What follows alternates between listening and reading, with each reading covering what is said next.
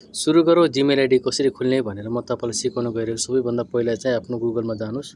तपाईँ गुगलमा गइसकेपछि आफ्नो क्रोम ब्राउजर ओपन गर्नु। क्रोम ब्राउजर मैले ओपन गरेँ। ओपन गरिसकेपछि यस्तो इन्टरफेस आउँछ।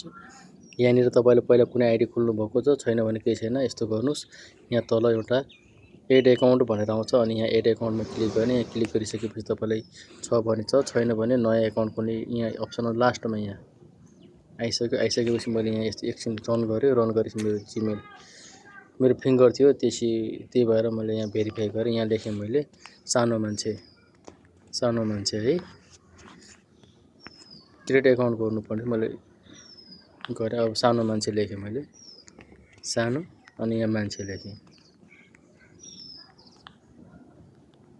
यति गरिसकेपछि मेरो ठ्याक्क यहाँ आएर आयो, जेन्डर आयो जनवरी। अब यहाँ मैले एक मन्थ हालिदिएँ, यहाँ 2099 में हालिदिएँ, 99 हालिदिएँ मैले। यहाँ जेन्डर मेल गरिदिएँ।